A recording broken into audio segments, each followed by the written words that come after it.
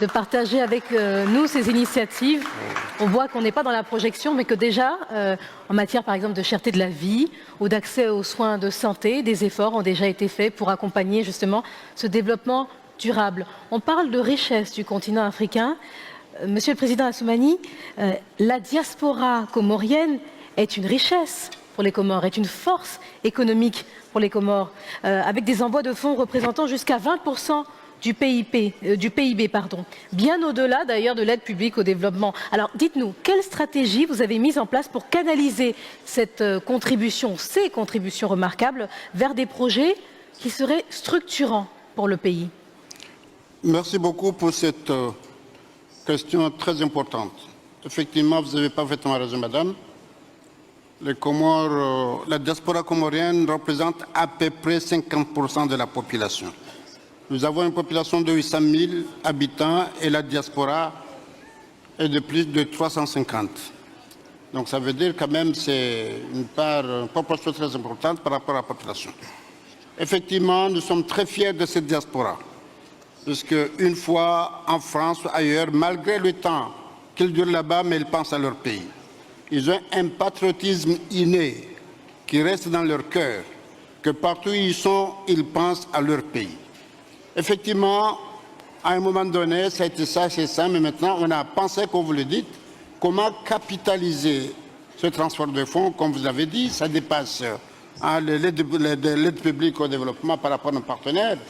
Ça se situe entre 320 millions d'euros par an. C'est quand même une manne très importante qu'il va falloir essayer de voir comment capitaliser.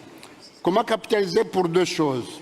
Bon, la première, pour le moment, effectivement, ce transfert de fonds face en fait aux Comores, Dieu merci, jusqu'à maintenant, on n'a jamais de pénurie, on n'a jamais de famine.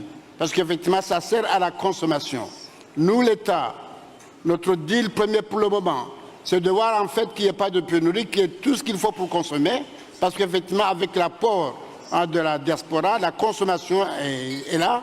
Effectivement, la consommation aussi, ça aide à la croissance. Mais maintenant, comment faire en sorte que cette manne d'argent, on puisse l'investir dans le pays pour essayer de faire en sorte qu'on puisse avoir l'autonomie dont le pays en a besoin, mais aussi nos frères de la diaspora qui sont en France et qui veulent revenir dans leur pays, une fois revenus dans le pays, effectivement, que là-bas, ils aient quand même quelque chose qui leur permet de continuer à vivre.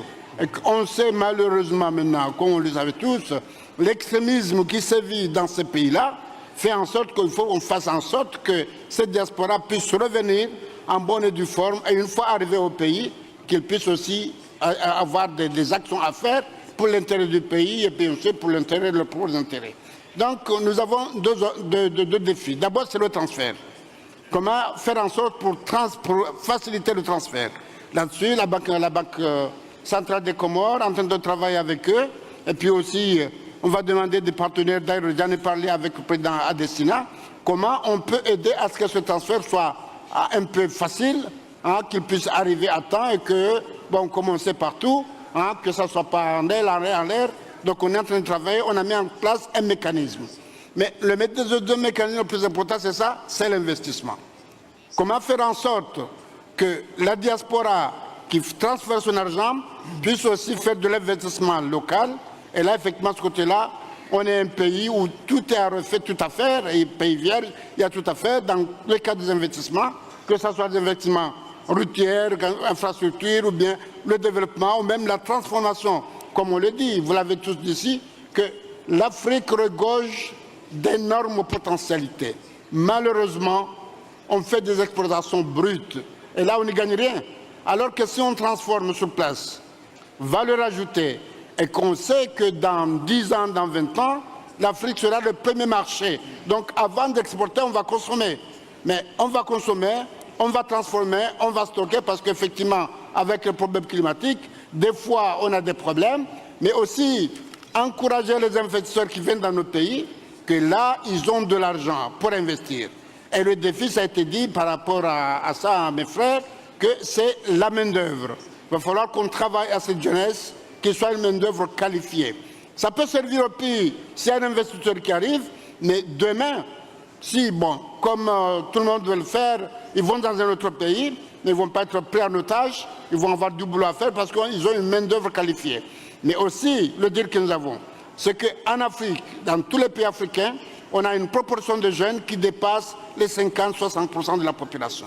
Effectivement, ça, c'est une manne très importante. Si on la forme, on l'appuie, on la forme et ils ont à faire. Sinon, ils seront dans les mains de rapaces, comme ça se passe un peu malheureusement dans les pays du Sahel, dans tous les pays africains, parce que même à nos côtés, donc ils sont manipulés par les extrémistes, par les terroristes, pour n'importe quoi. Donc nous avons intérêt à ce que ces jeunes-là, on la mobilise. On la forme, on la mobilise. Donc cet argent de la diaspora, ça va se venir aussi, parce que aussi notre diaspora, des fois, ils envoient leurs filles, leurs fils au pays pour vivre dans le pays. Et c'est une opportunité qu'ils soient en paix, en sécurité dans leur propre pays. Et lorsqu'ils seront formés, effectivement, ils peuvent aller n'importe où pour chercher le travail. Là, parmi les projets phares, enfin parmi les projets qu'on a mis dans le cadre de l'émergence du pays 2030, c'est la formation et la santé.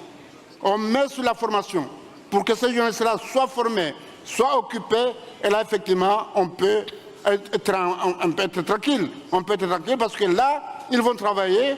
Le soir, ils vont voir la famille et puis le lendemain, ils vont travailler. Mais s'ils n'ont rien à faire, ils seront aussi dans les mains des rapaces pour faire de n'importe quoi. Mais aussi le problème de l'immigration dont on parle. L'immigration dont on parle, si ces enfants-là sont formés, ben, ils n'ont pas besoin de faire de l'immigration. Ils vont trouver de l'emploi et puis ils vont aller pour travailler en passant leur pays. Mais ce que je peux dire ici, c'est que nous avons une diaspora patriotique qui aime son pays. On le remercie beaucoup par rapport à ce qu'il donne.